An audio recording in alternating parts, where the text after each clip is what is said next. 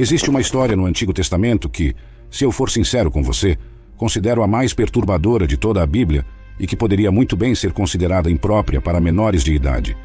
Então, antes de assistir a este vídeo, quero ter certeza de que você sabe que este vídeo não é adequado para todas as idades e pode muito bem desencadear algum tipo de trauma do seu passado.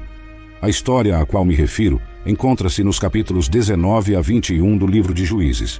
Muitas pessoas conhecem o capítulo 19, mas não leem o resto da história. Acredito que existem várias lições importantes que você e eu precisamos aprender com uma história tão perturbadora. Em primeiro lugar, vou contar a história para você o mais dramaticamente possível, e depois vou explorar as lições que acho que podemos aprender.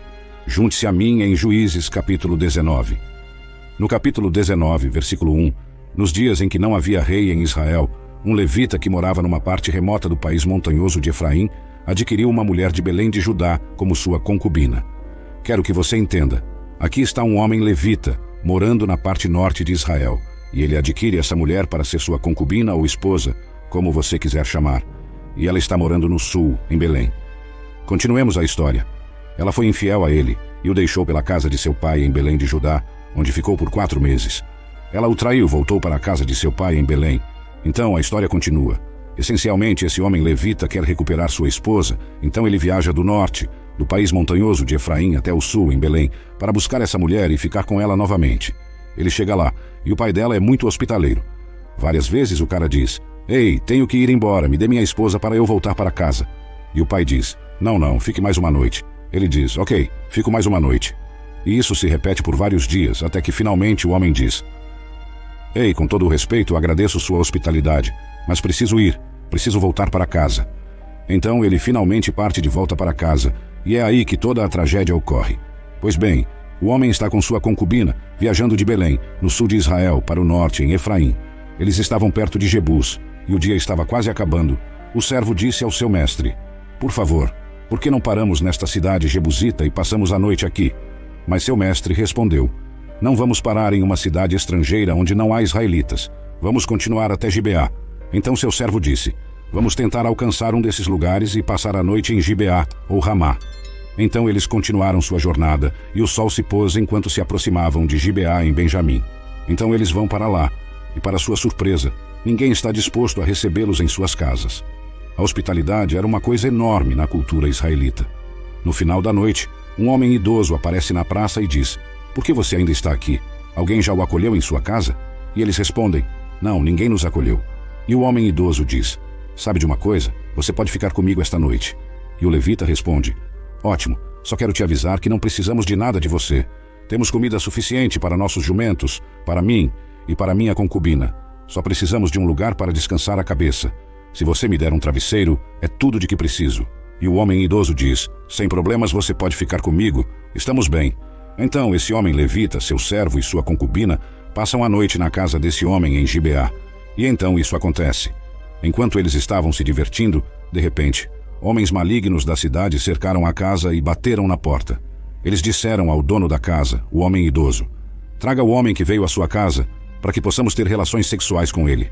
Uau, cara, é aqui que a história toma um rumo. Há homens pervertidos vivendo em Gibeá, benjamitas, que vão à casa desse homem idoso e dizem: "Ei, sabemos que você tem um hóspede em sua casa, traga-o para fora para que todos nós possamos ter relações sexuais com ele." Agora, observe o que acontece a seguir. O dono da casa saiu e disse: "Por favor, não façam essa maldade, meus irmãos. Afinal, esse homem veio à minha casa. Não cometam essa horrível atrocidade aqui. Deixe-me trazer minha filha virgem e a concubina do homem. Abusem delas e façam o que quiserem com elas, mas não cometam esta coisa ultrajante contra este homem." Vamos lidar com isso um pouco mais tarde neste vídeo, mas o que acontece a seguir é impensável. Diz no versículo 25 que: "Mas o homem não quis ouvir, então pegou sua concubina e a levou para fora até eles. Eles a estupraram e abusaram dela a noite toda até o amanhecer. Ao amanhecer, a deixaram ir." Agora, meu amigo, é por isso que eu disse que este vídeo pode ser considerado impróprio para menores e pode desencadear algumas coisas do seu passado. Porque eu quero que você imagine, aqui está um grupo de homens pervertidos, e eles estão se revezando para ter relações sexuais com esta mulher. Eles estão a estuprando durante toda a noite, até que pela manhã eles finalmente a deixam ir. E é isso que acontece com essa jovem mulher triste. No início da manhã, A mulher volta, e enquanto clareava, ela desabou na porta da casa do homem onde seu senhor estava. Você pode imaginar, ela está tão desgastada, tão espancada, tão abusada durante toda a noite por esses homens, que mal tem forças para se arrastar de volta para a casa desse homem, e simplesmente desaba no alpendre e se deita. Agora, observe o que acontece a seguir. Diz aqui que quando seu senhor se levantou de manhã, abriu as portas da casa e saiu para continuar sua viagem, lá estava a mulher, sua concubina, desabada perto da porta da casa com as mãos no limiar. Levante-se, ele disse a ela, vamos embora. Mas não houve resposta. A mulher havia sido tão abusada que havia morrido. Observe que diz aqui que o homem colocou-a em seu jumento e partiu para casa. Agora, o que vai acontecer a seguir é muito triste e horrível. Mas diz assim, quando ele entrou em sua casa, pegou uma faca, segurou sua concubina, cortou-a em 12 pedaços, membro por membro, e depois enviou-a por todo o território de Israel. Todos que viram isso disseram, nada como isso já aconteceu ou foi visto desde o dia em que os israelitas saíram da terra do Egito até agora. Pensem nisso, discutam e falem. Esse homem levou sua concubina para casa, cortou-a em 12 pedaços e, sem dúvida, anexou uma carta a cada pedaço de sua concubina falecida e enviou um pedaço diferente de seu corpo para as 12 tribos de Israel, com uma carta contando exatamente o que havia sido feito por seus próprios irmãos, uma das 12 tribos de Israel, a tribo de Benjamim. E quando estas outras tribos viram e leram o que havia acontecido com essa mulher, disseram, nada como isso já aconteceu ao longo da nossa história. Agora, há muito mais na história nos capítulos 20 e 21, então quero que você aguarde. Mas é aqui que quero começar a olhar para algumas lições que podemos aprender com isso. E a primeira lição é esta. Quando não há responsabilidade em nossas vidas, temos uma forte tendência a nos desviar. Observe o capítulo 19 de Juízes, versículo 1, que lemos anteriormente, mas vou lê-lo novamente. Naqueles dias, quando não havia rei em Israel. Você vê, quando você e eu não temos que prestar contas, quando não há medo de termos que nos explicar ou ser responsáveis por nossas decisões e ações, meu amigo, estamos mais propensos a tomar decisões ruins, porque pensamos que podemos tomar essas decisões isoladamente, sem ter que responder a mais ninguém. E isso é exatamente o que estava acontecendo em Israel. Não havia rei, havia uma lei, mas as pessoas não estavam respeitando a lei, ela não estava sendo aplicada. E como resultado, o que aconteceu? Eles acabaram fazendo algo que provavelmente nunca imaginaram que fariam. A segunda mini-lição que quero abordar é garantir que tratamos todo ser humano como um portador da imagem de Deus. Aqui está esse homem dizendo, sabe, seria errado vocês fazerem o que querem com esse homem, mas podem fazer o que quiserem com minha filha e com a concubina dele. A mentalidade dele era de que a vida e a virtude deste homem valiam mais do que sua própria filha e a concubina deste homem. Precisamos ter certeza, e é por isso que assistir a sites inapropriados e coisas desse tipo, precisamos ter certeza de não fazer isso. Se você quer parar de assistir coisas online que você sabe que não deveria estar assistindo, e você sabe do que estou falando, quero que você veja cada garota que você está olhando como um portador da imagem de Deus, como alguém, sua filha. Imagine se você gostaria que alguém olhasse para sua filha, fazendo as coisas que você está vendo na tela. Mas aqui está a terceira coisa que quero destacar neste vídeo. Quanto mais você e eu nos afastamos de Deus, mais vulneráveis ficamos a fazer coisas que nunca imaginamos que faríamos. Você vê, quando você olha para o livro de Juízes como um todo, o que você verá é uma nação de pessoas que têm se afastado lentamente de Deus, têm se desviado lentamente. E o que você vê acontecendo nos capítulos 19 a 21 é o culminar de se afastar de Deus, e mostra o quão longe a nação como um todo se afastou de Deus. E meu amigo, você e eu não somos diferentes, porque se não mantivermos uma conexão próxima com Deus, se nos afastarmos de Deus, se nos desviarmos de Deus, é quando nós, como os israelitas, nos encontraremos fazendo coisas que alguém, 10 anos antes, teria tentado nos dizer que faríamos, e estaríamos convencidos de que de forma alguma faríamos essas coisas.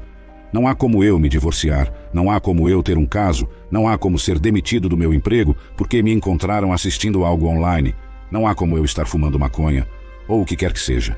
Quanto mais você se afasta de Deus, mais vulnerável você se torna a cometer esse pecado. Agora, a história não termina no capítulo 19. Eu gostaria que terminasse, mas na verdade piora, porque o que acontece agora, no capítulo 20, é uma guerra civil entre as 11 tribos de Israel, e eles estão lutando contra a tribo de Benjamim, porque é a tribo de Benjamim que cometeu esse ato hediondo de pecado contra um de seus próprios irmãos israelitas. Então eu quero encorajá-lo a ler em detalhes os capítulos 20 e 21, mas para resumir, Há uma enorme batalha. Milhares e milhares de vidas foram perdidas como resultado dessa batalha, de ambos os lados. E o que acaba acontecendo é que só restam 600 homens benjamitas. Então, no capítulo 21, as outras 11 tribos começam a se sentir mal ou a ter pena da tribo de Benjamim, porque basicamente estão com medo de que essa tribo de Benjamim vá se extinguir, já que há 600 homens vivos. Mas não há mulheres de Benjamim para eles se casarem e procriarem. Agora eles têm outro problema, porque agora estão preocupados que uma de suas 12 tribos de Israel vá se extinguir. Agora isso leva à minha quarta lição. Cada decisão ruim que tomamos tem consequências que não podemos escolher. Embora o que essas pessoas benjamitas fizeram fosse errado, as outras 11 tribos vindo e realmente lutando e matando-as, foi uma decisão que eles tomaram, e agora eles têm que pagar pelo resultado dessa decisão, e os benjamitas também têm que pagar pelo resultado de sua decisão ruim. Ouça, você pode escolher seu pecado, mas não pode escolher suas consequências. Cada decisão que você toma tem consequências, e o problema é, pessoal, você e eu não podemos escolher esses tipos de consequências. Então, o que acontece é que esses israelitas vão e matam homens desse clã chamado Jabes de Gileade, e há 400 mulheres que nunca estiveram com um homem. Então, eles pegam essas 400 mulheres e as dão a 400 dos 600 homens benjamitas, para esses homens benjamitas procriarem. Mas qual é o problema? Matemática simples. Havia 600 homens benjamitas que não conseguiram encontrar esposas, porque todas as esposas foram assassinadas e mortas. E 400 deles agora têm uma esposa dada a eles do clã de Jabes de Gileade.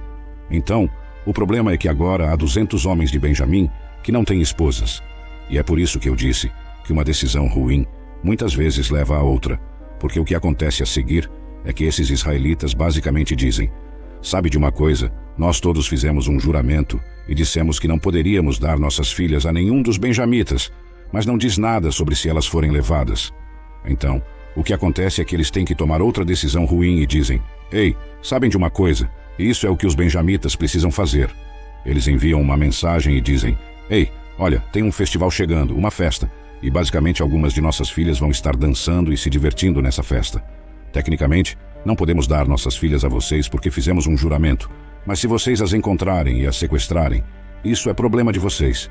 Se vocês as encontrarem e sequestrarem, nós estaremos livres desse juramento, porque tecnicamente não demos nossas filhas a vocês, e vocês poderão ter uma esposa e procriar. Então eles têm essa festa, e essencialmente esses 200 homens benjamitas vão e roubam e sequestram essas mulheres enquanto elas estão dançando em uma festa, e as levam de volta como suas esposas. Agora, pessoal, eu sei que esta é uma história louca, e tentei resumi-la o mais rápido que pude, mas o ponto é este: uma decisão ruim muitas vezes leva a outra, e todo tipo de decisões ruins afetam outras pessoas. Passe por essa história novamente e veja quantas pessoas foram afetadas negativamente por uma decisão ruim.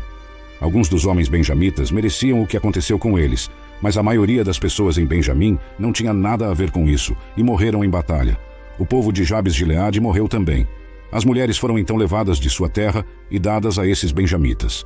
E então essas outras mulheres foram sequestradas pelos homens benjamitas e levadas para longe de suas famílias. Tudo isso aconteceu por causa de decisões ruins. Mas aqui está a quinta e última lição que quero encorajá-lo hoje. Deus tem graça para nós, mesmo no meio de nossas decisões mais destrutivas. Note como o livro de Juízes termina. Diz aqui que os benjamitas fizeram isso e pegaram o número de mulheres que precisavam dos dançarinos que capturaram. Eles voltaram para sua própria herança, reconstruíram suas cidades e viveram nelas. Naquela época, cada um dos israelitas voltou de lá para sua própria tribo e família. Cada um voltou de lá para sua própria herança. E claro, o último versículo do livro de Juízes caracteriza e descreve todo o livro de Juízes.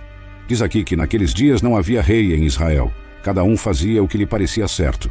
Meu amigo, embora Deus tenha sido gracioso ao permitir que esta tribo de Benjamim se reconstruísse e se repovoasse e não fosse extinta, houve consequências para suas decisões. E se não há mais nada que você tire deste vídeo, quero encorajá-lo a entender que cada decisão que você e eu tomamos tem consequências. Muitas vezes, consequências que nem mesmo podem ser medidas e consequências que não podemos escolher. Te vejo no próximo vídeo. Tchau por enquanto. Deus te abençoe.